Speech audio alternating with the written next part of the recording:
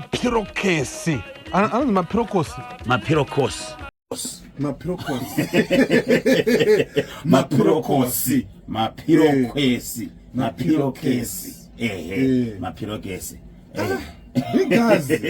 Bigazi wakapiwa. Ishamware Andrew Mpembe.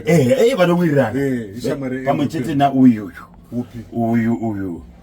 Giriva. Oh, wesa. Arias. Bosi na Arias Giriva. Aso akazompoka na present. Ndiani? Arias. Aiwa, Arias ndakampa ma presents akawandisa. Mari yacho haipedze. Arias was ganoita birthday paruzeva kapa mushaka. Ndizvozvo. Unotenga tsvagirwa mauyu. Kana masau. Dombura kukwesesa chi?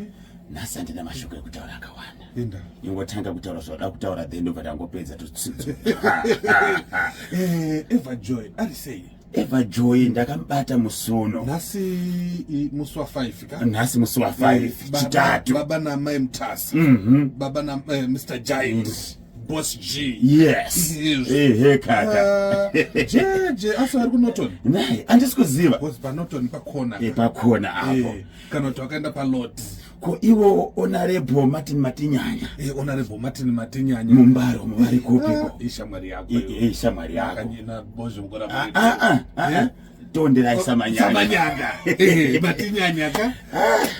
Unditsvagira woka inonzi baby kuberekesa munhu shawero nechi aiwa kapada inonzi je kuberekesa munhu inonzi chari pata chari bereko but kana chida kubereka munhu mukuru ndoshandisa chi kana chida kubereka munhu mukuru kubereka munhu mukuru pangada chi chinongwa chakadai so chosungwa chakadai so zvondira ari kumusana ndoda kubereka chief executive officer weZBC usadaro kanyemba Mr. Sugar Chagona funa kubereka kanyemba funa kubereka ani ngbalini ndinibonye kanyemba kwa babura kuti babu Mr.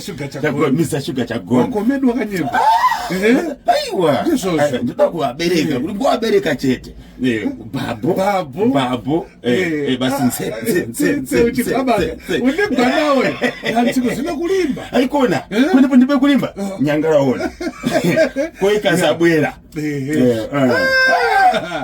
ko board chairman board chairperson nezuroka kwakune cabinet okay andokona kuti rufuno runofanira kunge ruchisingarwadzi vanhu ndizvo hurumende yevanhu second republic yes thank you so much President Dr. Ite Mnangagwa thank you baba hanzi kudini kupa cabinet nyaya yekuti vanhu hakulira akanyemba akupagare maretsi yamatax yamafees kusimetri akubhadharwe cemetery fee okay saka vakataura kuti vabvisa tax saka zvari kuti yadzika mitengo yacho ndizvozvo yekutenga makuva 5 cents kungobhadhara 5 cents ndizvozvo aiwa tinotenda mazika magate takings uri kuona nyaya yekukosheswa kwebhora vadzikisi ndanzoti vadzikisa nealmost 50% wantu ngaende kugraundi ngaende kasapote matimu yawo aiwa tinotenda especially agama echiwina agama pane timu inonzi Hard Rock yatora akamungameli yatora mungameli hanzi pane 4 if not 5 new signings Hard Rock pavakangogadzira ground vakabva vatoratidza kuti aiwa the mean business yes ndakatonzwa musuno Honorable Scott Sakupkanya vachitaura kuti mungwambiti yedenga ndiri kuratidzwa kuti pane timu matimu Hard Rock Dynamos inogona kuchigwina Dynamos kwete Caps babai kana sina nyanzo kutaura babai Caps zati yatopromisa tidatora Super Cup nokuti kusangana neSimba Bora izvo zvicharova pamunhu mutapa challenge kapiri kusangana nechi Caps United usangana ne Handrock une Scotland under 19 ndio 19 aiwa akanye mira kandotsvage Scotland under 19 Caps United kutamba nechi saka ndobvero mira kaona timu yakaro Highlanders mugamera ari mwemo azvakana nebasa rese nditokuza midfielder muhombe ini ndiri kuona mukomana unzi mugamera achenda kumberi Yeah.